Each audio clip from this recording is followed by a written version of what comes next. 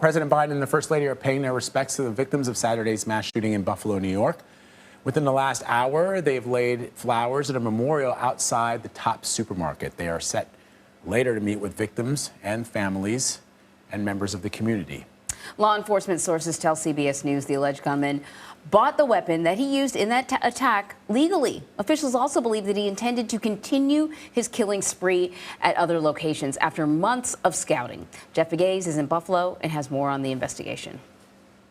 The individual was here a few months ago, back in early March. Authorities believe the suspect scoped out the site of Saturday's shooting 2 months in advance. In an online post, the 18-year-old allegedly wrote that he'd been confronted by a security guard at the time and referred to the interaction as a close call. The attack at the Tops supermarket comes amid a steady rise in hate crimes nationwide, from around 5,800 in 2015 to more than 8,000 in 2020. It is no surprise in many ways that this shooter in Buffalo tried to live stream his attack, signaling back to the communities online to say, this is how you do it. Orrin Siegel tracks extremists for the Anti-Defamation League. He told us that racially motivated killings like this one give other extremists a blueprint for their own acts of violence. What are you seeing online 48 hours out from this shooting? We are seeing extremists share the manifesto. We are seeing them share the video of the attack. We are seeing them glorify this individual. A document allegedly linked to the gunman reveals his belief in replacement theory, a racist and anti-Semitic conspiracy that there is a plot to replace white people with people of color. This is not something that is simply on the fringes. This is also a theory that we are hearing from elected officials and from some of our broadcast news. A recent Associated Press poll shows that roughly a third of Americans believe an effort is underway to replace people born in the U.S. with immigrants for electoral gains. Republicans are more likely to harbor that belief. Monday, Republican Congresswoman Liz Cheney called on her colleagues to reject such views, tweeting, "The House GOP leadership has enabled white nationalism, white supremacy, and anti-Semitism." We have been made aware of many social media posts going around with possible threats. Officials now say that they're concerned about copycats. Police arrested a Buffalo man who they say referenced the Tops shooting in calls to a pizzeria and a brewery. He's been charged with making a terrorist threat. This is what's going to happen if you make threats. You are going to get arrested, and then I am going to prosecute you. And back to the case against the suspected gunman in the mass shooting on Saturday. He is being held in a cell here in a building behind me. He pleaded not guilty to a murder charge over the weekend. He is expected back in court on Thursday. Anne Marie, Vlad. You know, this is a grocery store.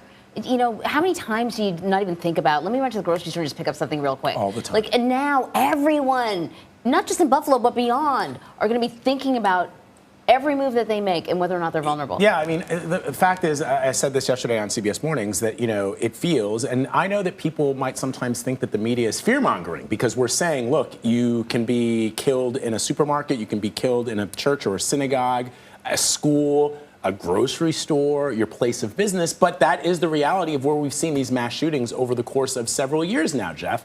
And when we understand that the suspect visited the store in March, as you pointed out, and that he was casing the store, and I thought, Jeff, I saw some of your reporting where he may have even interacted with another security guard at Tops before the events of this weekend.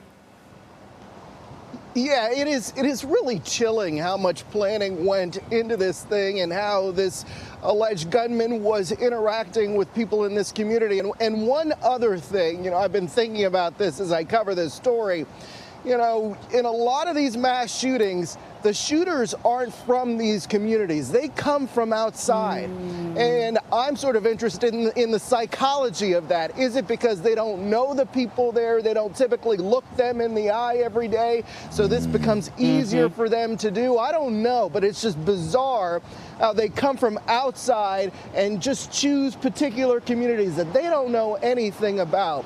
And so, obviously this investigation is still ongoing, but what you have is this clear pathway to trouble, to threats, according to investigators, that this alleged gunman has now left in his wake.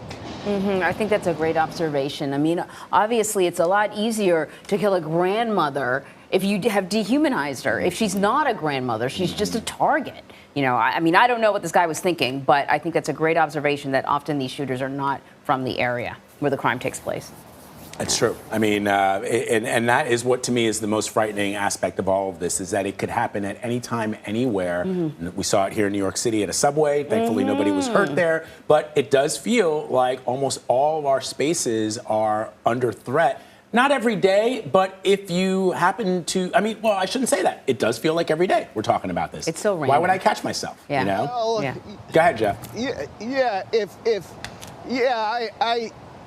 don't know if I had too much coffee this morning or if it's too cold here in Buffalo, but, this discussion has sort of gotten me heated up because, it is just so cowardly when you think about the targets that these killers choose. They choose the most vulnerable targets. We call them soft targets, but these are vulnerable people. They're not armed. They're sitting around. They're going about their business. The last thing they're thinking is that someone is going to come into a grocery store and target them. But these are cowardly acts by these alleged gunmen, in this case, alleged gunmen at this time. But, whether it was Dylan Roof going into a church, the fact that he was welcomed into that church by the parishioners and then he did what he did. These are cowards.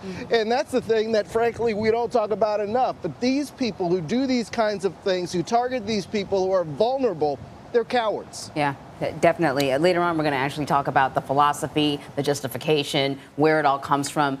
Jeff, always great talking to you. Thank you very much. My pleasure.